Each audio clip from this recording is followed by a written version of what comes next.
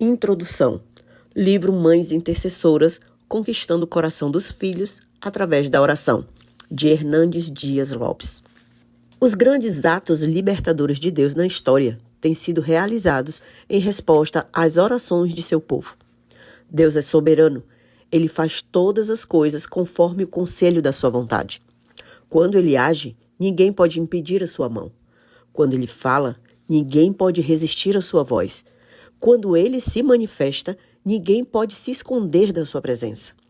Os poderes da terra são consumada a fraqueza diante da onipotência divina. Em comparação à majestade de Deus, todas as nações são consideradas como um pingo que cai em um balde ou como um pó numa balança de precisão.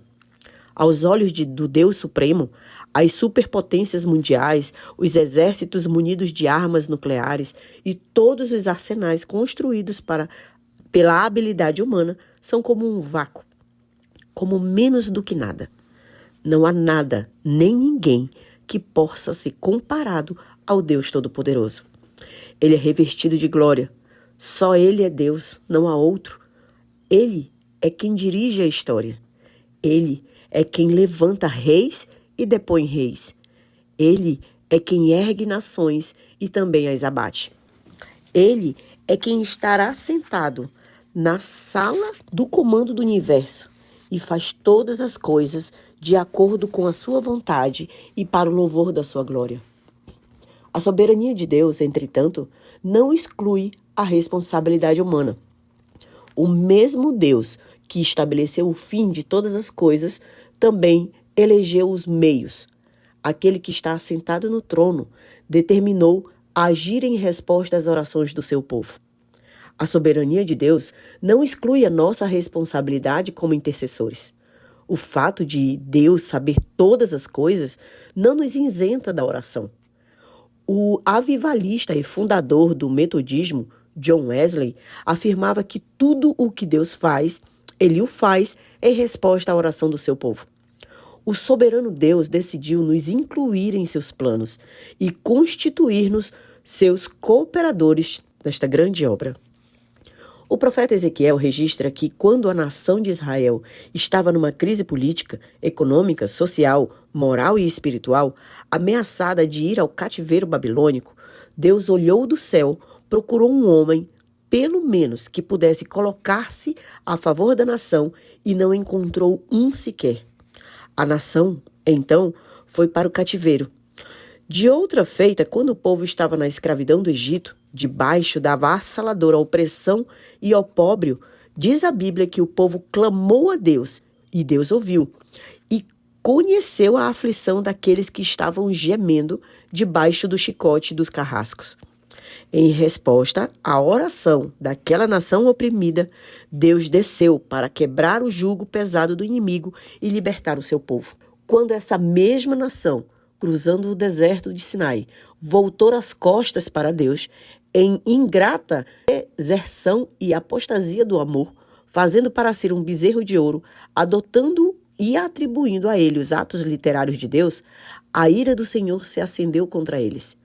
Deus, ultrajado e rejeitado pela nação ingrata, disse que iria destruir aquela geração e começar um novo povo por meio da linhagem de Moisés. Esse homem, como um reparador de brechas, levantou-se bravamente, humildemente, incansavelmente, em fervorosa intercessão e disse, abre aspas, Deus, perdoa o pecado desse povo, se não risca o meu nome do livro que escrevestes, fecha aspas. E Deus poupou toda a nação por causa da oração de um único intercessor. Jesus Cristo, o unigênito Filho de Deus, não apenas praticou uma intensa vida de oração durante os anos do seu ministério, mas também exerce essa gloriosa obra intercessora junto ao trono de Deus, em favor dos remidos. Quando o diabo nos acusa diante de Deus, Jesus intercede por nós, apresentando ao Pai todos os feitos da sua morte em nosso favor. O próprio Espírito Santo, que nos regenerou e vive em nós, ele intercede por nós, como gemidos inexprimíveis, assistindo-nos em nossas fraquezas. Sua intercessão é intensa, perseverante e eficaz. Assim, Na própria divindade, temos 2 intercessores. Jesus Cristo, o nosso intercessor legal, junto ao trono de Deus, intercedendo por nós.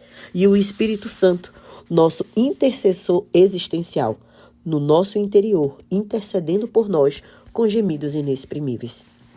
Sendo a oração um instrumento de tremendo estabelecido por Deus, é de vital importância que as mães se levantem como intercessoras. O mundo está precisando de mães intercessoras. Os filhos estão necessitando de mães intercessoras. Deus está procurando mães intercessoras. O mundo conhece muitas mulheres famosas, muitas mulheres bonitas e muitas mulheres ricas. Mas a nossa maior necessidade é de mulheres intercessoras. Se as mães falharem, a família naufragará. Se as mães abandonarem o seu posto, a sociedade se corromperá. Se as mães não forem intercessoras fervorosas, o país mergulhará numa crise de consequências eternas. Nestes últimos tempos, temos visto um grande mover de Deus no Brasil, por meio do movimento Desperta Débora. Deus tem levantado milhares de mães intercessoras em todo o Brasil e em várias partes do mundo, que não têm descansado, clamando aos céus com todo fervor em favor dos seus filhos, para que eles sejam uma geração de compromisso. Milagres extraordinários da graça de Deus têm acontecido em muitas famílias. Quando as mães se colocam de joelhos, o inferno treme. Quando as mães derramam suas lágrimas em favor dos seus filhos, os céus se movem em intervenções portentosas e Deus se manifesta gloriosamente. Quando as mães se colocam na brecha, coisas poderosas acontecem na terra.